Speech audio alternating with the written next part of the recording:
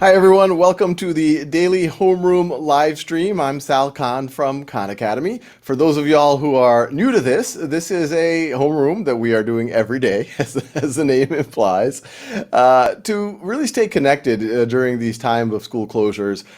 Khan Academy, we realized that we have a role, we have a duty to step up when we saw the schools closing, and we said, how can we better support parents, teachers, students, around the country and around the world in these really hard times. And so we've been running parent webinars, teacher webinars, putting together all of our content from early learning. We're going to talk a lot about early learning today, from early learning all the way through elementary, middle, and high school, and ways and learning plans and schedules that can help folks. And then also to do this so that we can stay connected and answer folks' questions in kind of a live, synchronous way in this time of social distancing.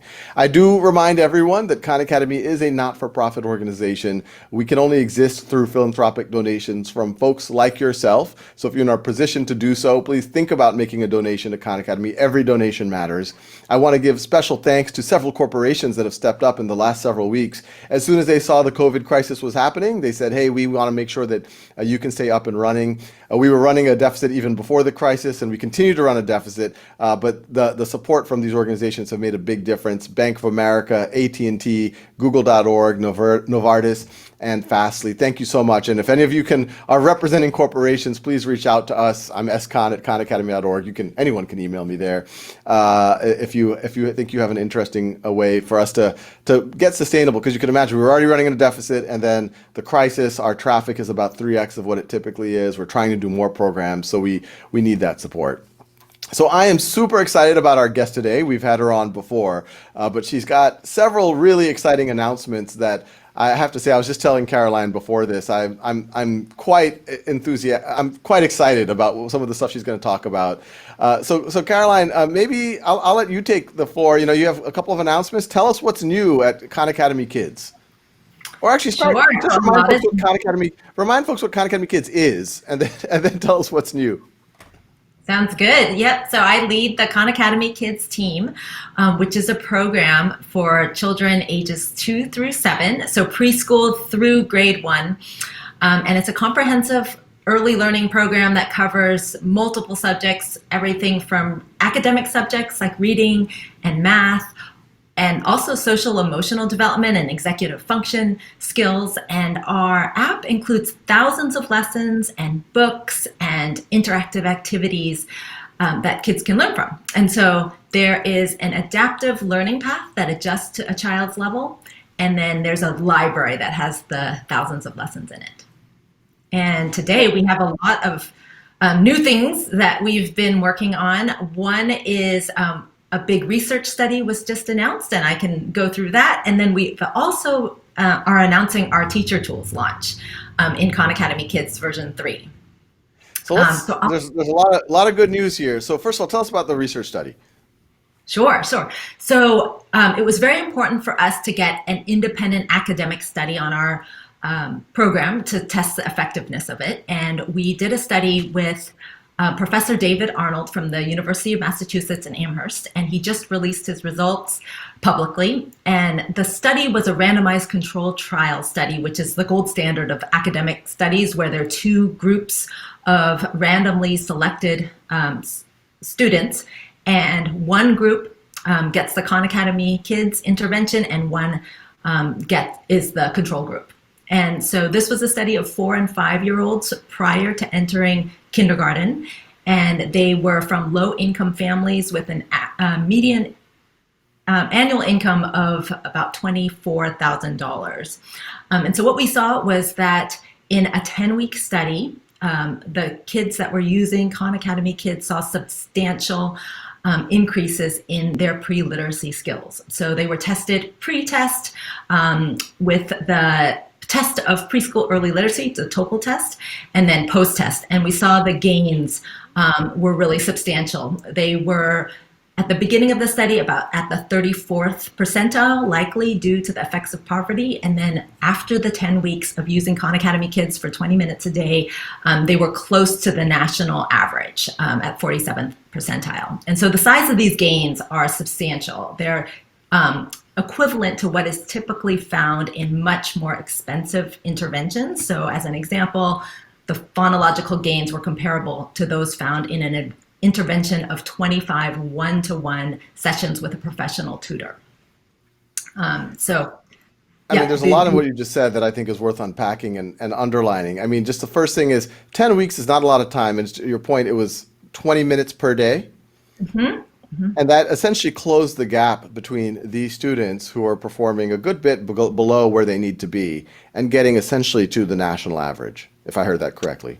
Right, right. Because students, particularly low income students, often enter the first day of kindergarten and they're already behind in these critical pre literacy skills, which are things like recognizing letters of the alphabet, understanding letter sound, knowing their letter sounds, and understanding phonological awareness skills, being able to break down sounds in words and sentences. So these are really critical to learning how to read. So they start school behind and then they don't catch up. No, I was super excited. I mean, this is one of those things where I'm obviously this is part of Khan Academy, is Khan Academy Kids, but Caroline and her team are a bit of a mini team on their own, and so I sometimes I don't know about these things until I hear them, and it was really heartening.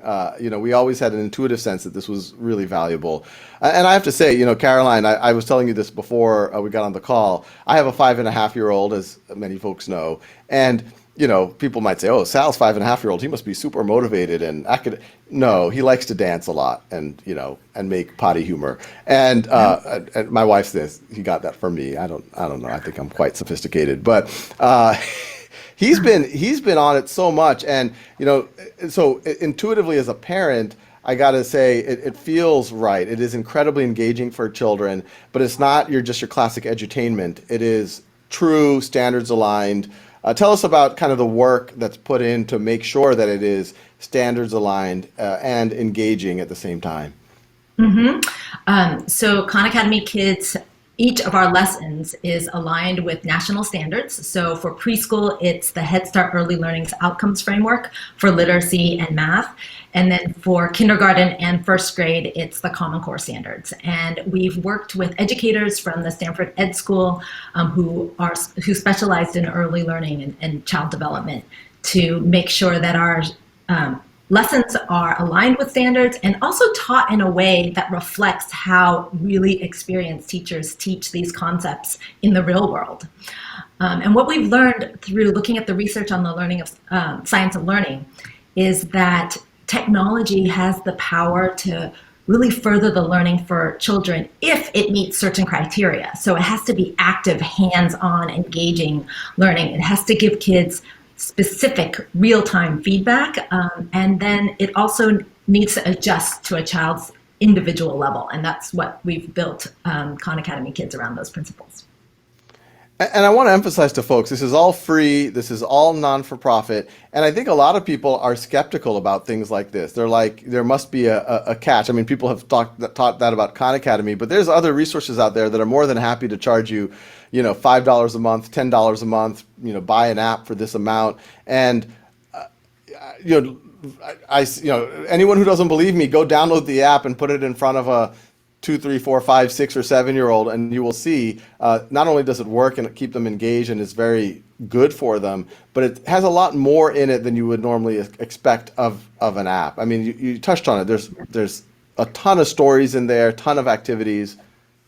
Yeah, that's what we've been hearing from parents is that particularly during this time of remote learning, they are relieved to find something that is so comprehensive and that actually they can see their children building their vocabulary, learning how to count. I think we hear directly from parents who are saying that they didn't realize that technology could teach their child so much, but they're in these desperate situations. They found Khan Academy Kids, and now after just a few days or weeks of using it, they're realizing that their kids are really building these skills. And it's not only the academic skills that are so important for this age, as Sal was saying, his son wants to play. And so all kids at this age want to play. So the way that we approach learning is play-based and entertaining as well as engaging for kids. Is like they want to learn through stories and songs. And those are really through play is how kids build some of those critical early numeracy, vocabulary, and literacy skills.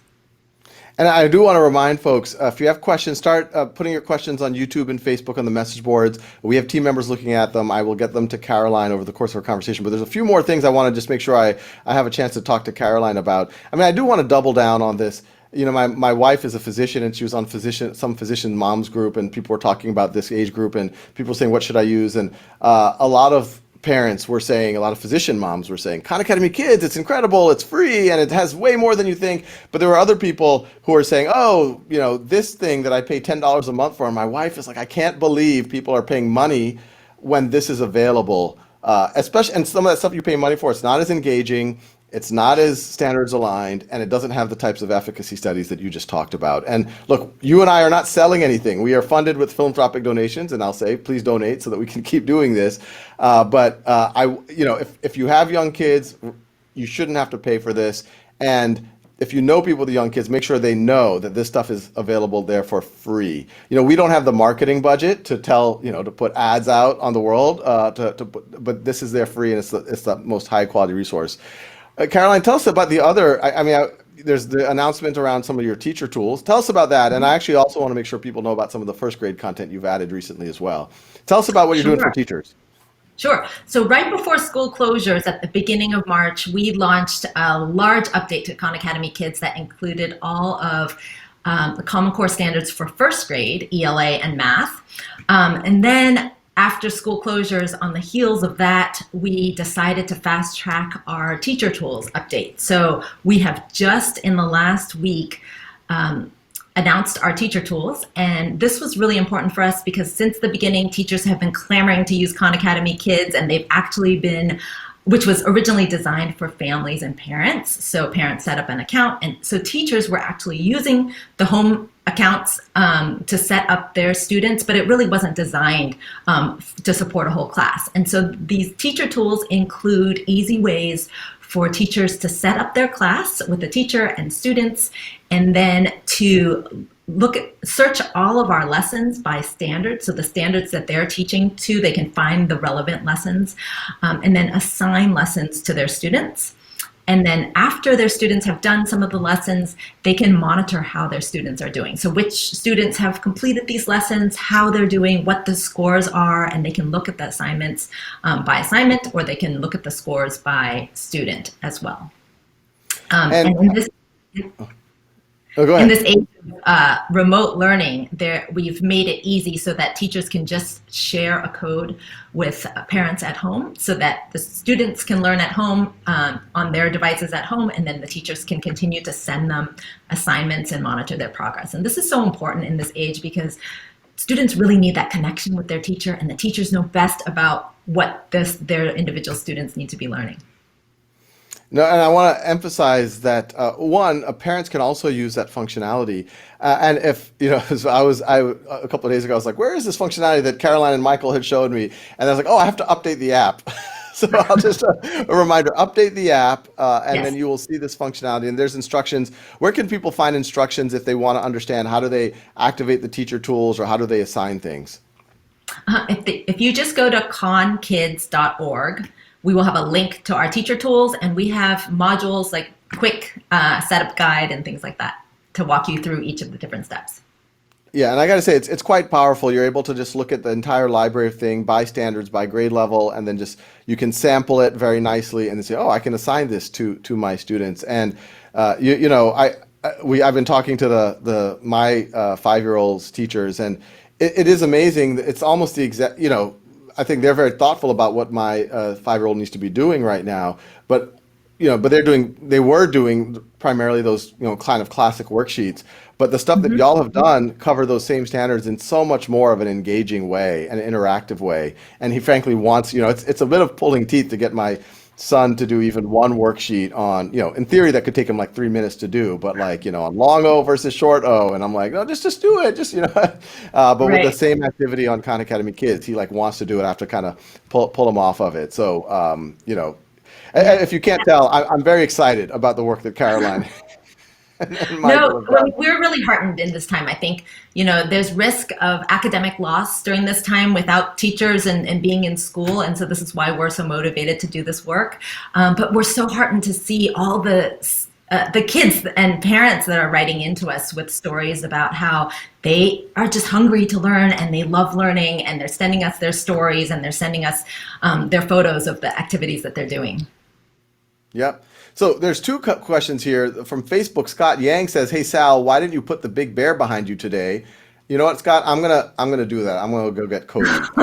Someone I was told I had to be on I think it was CNN, and one member of our team says, "Well, Cody Bear looked like he's just kind of staring at you, so take it out." So I took it out. So I'm gonna get that. But while I actually I'm gonna get that right now. But I'm gonna give a question from Andrea Adams Midget from Facebook. How can I ensure, this is for Caroline, how can I ensure my 5 and 7-year-old do not get addicted to tech during this time of homeschooling online? And I'm going to go get Cody. Sure. I look forward to seeing Cody. That is a great question. And I think at the top of our minds, we designed Khan Academy Kids to make sure that it was developmentally appropriate and not to focus on using technology for hours and hours on end. It's designed for kids to be using in 5 to 10 to 20-minute increments, depending on their age and what's appropriate for them. So some ways that we've done that is, there's Cody, is design activities so that after a lesson, you are coming back out, and the lessons are paced to be short increments with an introductory video and then highly active interactive experiences. And then after a few activities, we'll tell your kids to get up and sing this song or dance and so, or go outside and take a look at the leaves or something like that related to the story. So we really are cognizant of not having it be an experience that just sucks your kids in, which a lot of adult technology, as we all know from social media and all of that, is designed to be addictive. So we're, on the converse, designed to be hands-on, minds-on learning, but not sucking your kids in. You can kind of tell when they get that glazed over look for things that are not active learning. And so we designed it to be active and interactive.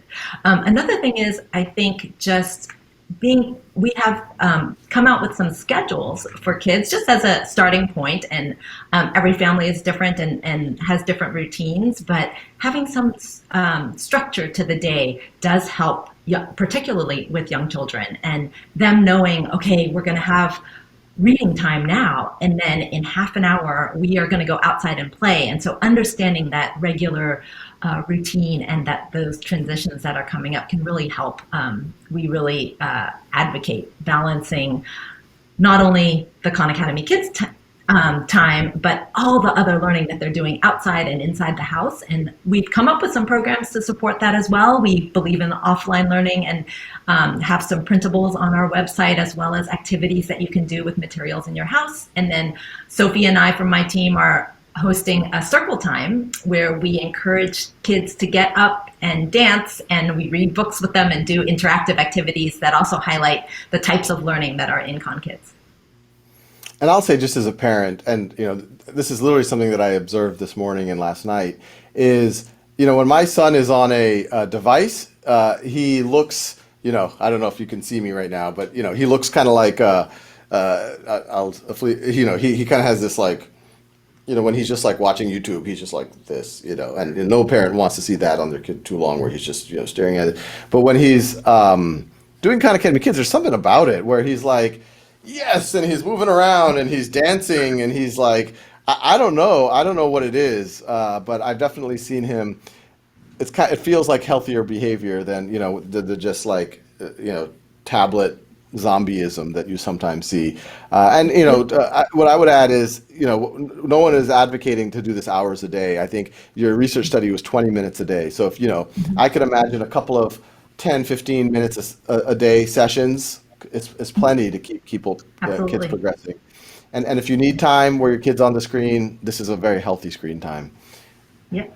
We've designed it so that Cody Bear, the one behind Sal, talks to your child, and we've scripted the language with open-ended questions so that that's why the kids are talking back to the app and talking about what they're thinking and they're learning. Yeah, just this morning my son was doing the subjects of a sentence, and it was like, he rode a bicycle to town, and it had a picture of Cody, or a little cartoon of Cody riding a bicycle. And I was like, it says, what's the subject? And you could tell he was processing it, because obviously it was he, and he's like, Cody's riding a bike.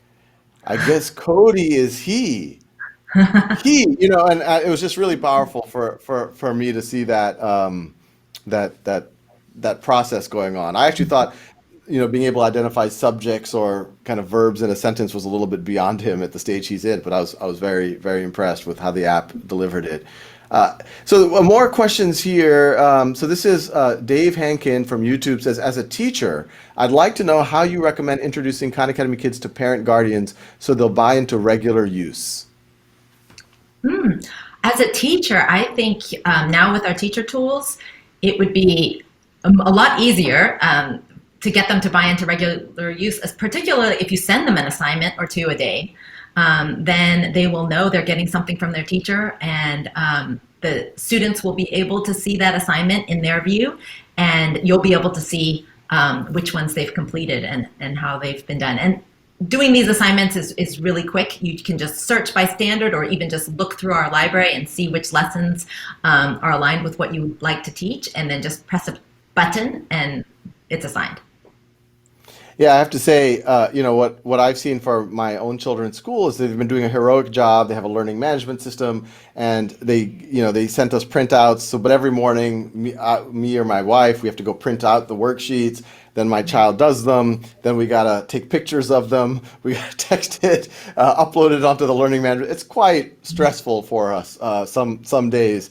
But you could imagine now with Khan Academy Kids, you can, as a teacher, assign it, and parents and families and students just have to get in the habit of like, hey, in the morning, let's see what's assigned, and then they can go through that. They don't have to upload pictures and all this other stuff that you have to do with worksheets in this time of social distancing. So yeah, I think as a teacher, you have a lot of power Yeah. to get families on it.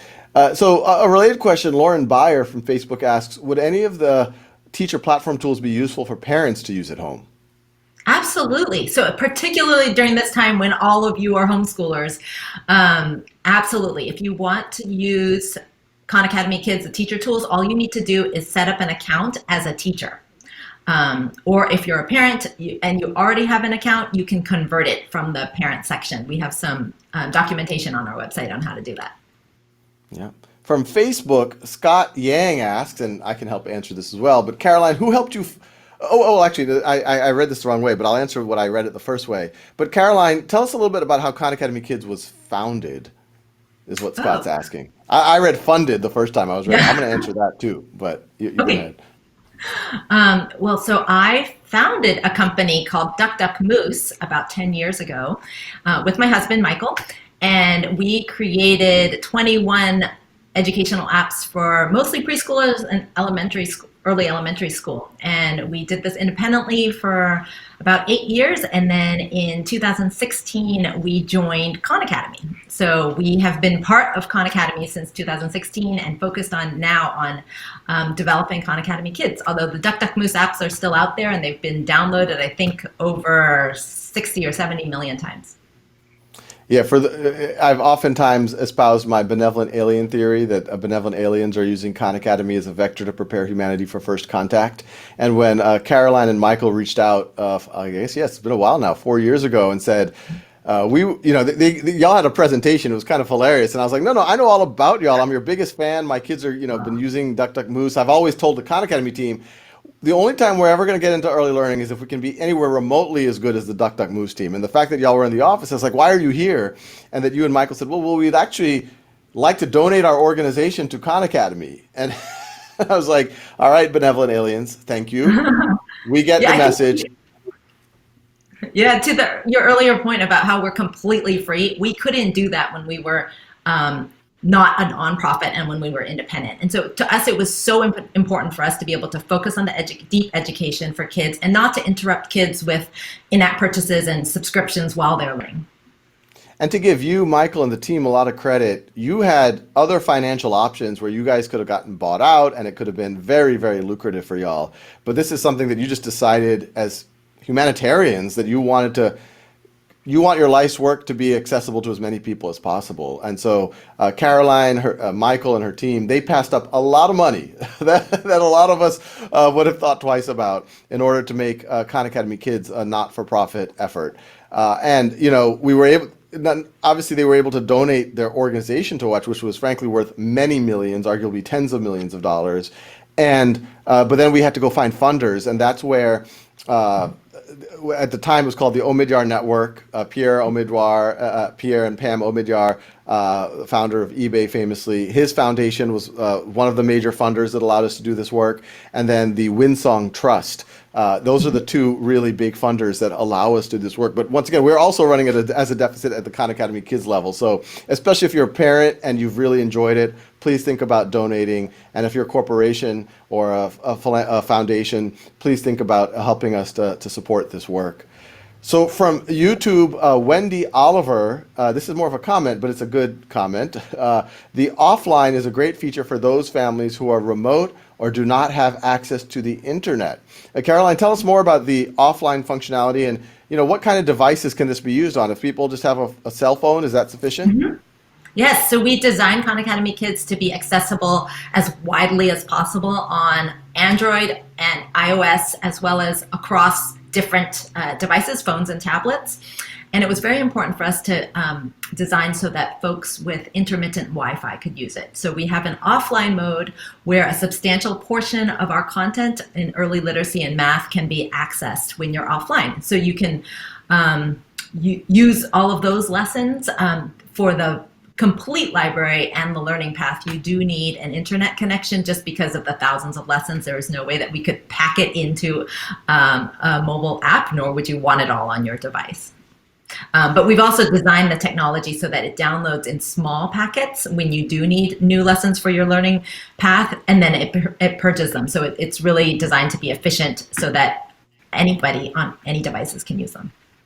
Yeah, and I think that's, does double down. We really, obviously, the whole reason why Khan Academy exists, Khan Academy Kids exists, is to level the playing field as much as possible. And there's all sorts of inequity right now on device access, and we're trying to work with others to solve it. But Khan Academy Kids goes arguably further. I mean, the Khan Academy main app, so to speak, also has some ways to download content. But y'all do a really great job. It's as long as you have at least a reasonable smartphone and have some time to download some of the materials that you can go pretty far. There's a question from Susan Garcia Dominguez on YouTube. Is it available on laptops or is it only tablets and phones? It is only on mobile devices right now. And the reason for that is that we found in testing with young children that the form factor of mobile devices where they have the touch screen that they can directly manipulate is much more effective for learning. It's tough for the 2-year-old and 3-year-olds to navigate before they can read on a computer with a mouse.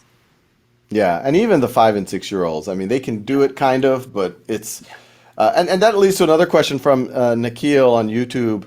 I feel like I know a lot of these folks because we have good question askers who show up pretty regular, Susanna, Nikhil, and Scott, almost every day. But hi, Sal and Caroline. What are the best studying methods while simultaneously using Khan Academy? And I'll interpret that as, how does Khan Academy Kids, transition to Khan Academy? I have a view there, but I'd love your take on what it is today and maybe what it could be in the future. Uh-huh. Yeah, I think right now it's we cover up through the end of first grade, and then Khan Academy we're hoping to scale up through the end of second grade at least, and then Khan Academy takes over from there. But we're building those critical skills in pre-literacy and math before you get into Khan Academy. Yeah, and if you go to Khan Academy, there is content on kindergarten, first grade, second grade content, but it does require to use a mouse, and it has things like select all that apply. And so we view that content, especially in a world where Khan Academy Kids exist, that's valuable if you're a fourth grader or a third grader, or if you have a student who needs to remediate some of that content or review some of that content. But ideally, if you are working on first grade standards or below, Khan Academy Kids is the place to go. And yeah, I hope second grade and third grade could be an interesting thing too if we have the resources to do it, to think about, because Khan Academy Kids really is I think hitting the sweet spot for what those kids need. I see it in my own son when I put him on Khan Academy, they're using the mouse. the motor skills to kind of click on the radio button is a little bit more difficult than, and obviously with Khan Academy Kids, he has no problem at all.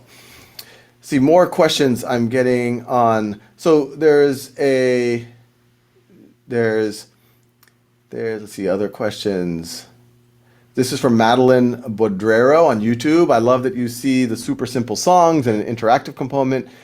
Cheers to you and your team. And that's a good reason to talk more about all the content and the partners that we've been able to. Sure. Yeah, we're so grateful for the partner. A lot of our content is homegrown, so we have our own books that are illustrated by our own illustrators, but we collaborate with children's book authors to author an original series of books. And then we also collaborate with Super Simple Songs, which is an amazing animation company that has, I don't know how many billions of views on YouTube, but favorite nursery rhymes and great animations coupled with these songs. And so we integrate them into Khan Academy Kids and then make them interactive. So we'll use the Muffin Man song and then have children do activities around that. In addition, we partner with National Geographic and Bellwether, which have nonfiction books on animals and nature. And so that's how we have some of our science content. Yeah. So more questions here. Marie E says from YouTube, Sal, are you okay? You look tired. Are you okay? I think it's just relevant because Caroline looks so energetic and well lit, and yeah, I'm looking at myself now and I'm like, yeah, that guy, he needs something. I think it's all relative. I think when you don't see Caroline, I look fine. No, it's my background. I do circle time here, so I have to look awake for the kids who have lots of energy. I think Marie is onto something. I need to introspect a little bit. Rishika Telemseti from YouTube. I literally did my Khan Academy homework right now. Love the detailed videos. Oh, good to hear that, Rishika. Let's see. There's folks. Scott asking a lot of questions. Hey, Caroline, would you like to invite Sophie into a live stream with Sal someday? I guess simple answer is yes. We'd love to have Sophie.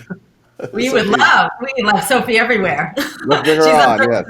With me. She will only reinforce me looking like I'm tired and aging and. Oh yeah, she's another level. and need some. She does all of our parent and teacher webinars as well. Marie E, you've confirmed some of my insecurities, so I don't know. I'm feeling a little. I sometimes like to think that I'm more young and sprite than I am. Let's see. There's a lot of questions here, but I realize we're out of time. I'm having a good time with these conversations until someone points out that I look old and tired. But Caroline, tell us a little bit more. I mean, what are your hopes? I mean, just to finish us up, what are your hopes and dreams for Khan Academy Kids? Yeah, I think we are just grateful right now that we have a role to play in our way to help families and teachers during this time in particular. So we're kind of just very, very focused on the current moment and everything that we can do. This new teacher tools is extremely exciting for us to see. We are already seeing districts and teachers use it from California all the way across to New Jersey. And I think we're just at the beginning of our classroom entry, and we'll continue that as well as with new features for teachers and classrooms. And then we're very excited to continue with the content. We're seeing the kids grow and they want to grow more with us. And so continuing on to second grade. Awesome. Well, I just want to thank everyone. I want to remind everyone, go try out Khan Academy Kids. Even if you don't have early learners at home, proselytize it, tell other people, because it's a shame that tell them about Khan Academy too. There's still so many families, especially families of need, that don't realize that there are resources out there for them and their children and for their children's teachers to keep folks learning. And not only are they free, but there's more research studies done on Khan Academy and Khan Academy Kids than almost all of those for pay products that frankly are spending probably more on marketing than they are on product development and content development and research and development. So get the word out. It's really a shame that people aren't accessing these things, or that they are paying for things that are inferior, frankly. But I want to remind everyone the way that we're able to do this and kind of do what's right on a principle level is through donation. So if you're benefiting you, your family, or if you just want other kids around the country and eventually the world to benefit from Khan Academy Kids, if you, your children, your students, or you want other people around the world to benefit from Khan Academy, please think about making a donation. It makes a huge difference. You know, one way to think about it, if you were to go to, you know, a not as good for-pay product, it could easily cost $10 a month, $5 a month. If you're able to support Khan Academy at those types of levels, it makes a difference and allows us to support a lot more folks. So thank you so much for joining. Caroline, thank you so much. You, Michael, and your entire team, really amazing work. And you know, thank you for dedicating your life to this. You did not have to do this. This is not the way that the world normally works. But y'all decided to do what's right for, frankly, humanity. Yeah, we're grateful for the opportunity. Thanks, everyone.